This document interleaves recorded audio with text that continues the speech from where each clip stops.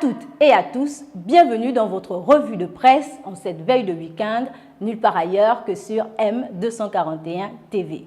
Tout savoir sur les projets du Gabon de Julien Kogué Bekale, le chef du gouvernement gabonais, est à la une du quotidien national dans un entretien exclusif. Le premier depuis sa nomination à la primature et un mois après sa déclaration de politique générale devant l'Assemblée nationale.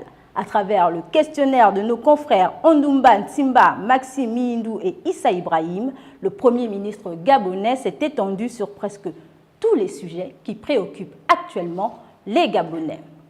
La première session criminelle ordinaire de la Cour d'appel de Libreville pour le compte de l'année 2018-2019 bat son plein.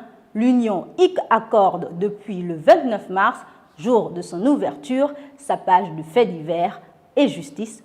Aujourd'hui, Geoffroy Okili, alias Ndjiki, placé sous mandat de dépôt depuis le 18 janvier 2012, a échappé à la prison à perpétuité pour 13 années de réclusion, ou la sentence de la Cour sur le dossier de Mavungu Ngoma pour le crime de vol qualifié.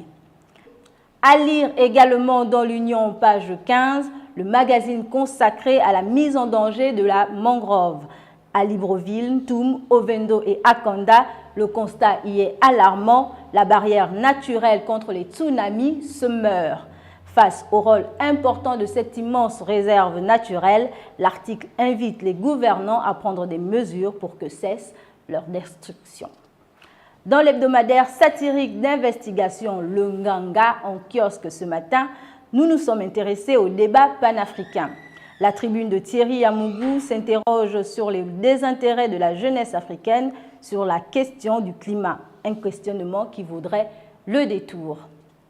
La presse en ligne dans votre revue de presse et avec la une du site Congosa News, le ministre de la fonction publique, de l'innovation, du service public et du travail, Madeleine Baird, en fine pédagogue, s'est entretenu avec ses collaborateurs pour mieux expliquer les mesures sur la contribution de solidarité sur les hauts revenus et la réduction à 50% de la main-d'œuvre non permanente. L'international, c'est avec la Libye, les troupes du maréchal Haftar aux portes de Tripoli, titre Le Figaro. Les forces du maréchal autoproclamé et homme fort de l'Est libyen sont positionnées depuis hier soir à 30 km de Tripoli. Les forces de l'armée libyenne ont elles aussi pris position avec un barrage de sécurité à 27 km. Piqûre de rappel, la Libye est plongée dans le chaos depuis la chute de Kadhafi. C'était en 2011. Crash en Éthiopie, le rapport préliminaire connu presque un mois après le crash du Boeing 737 MAX de l'Ethiopian Airlines. Les premiers éléments de l'enquête ont été publiés hier, jeudi 4 avril.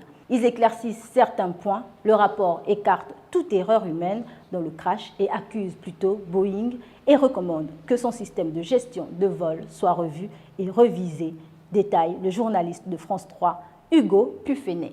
C'est tout pour la revue de presse. On se donne rendez-vous lundi.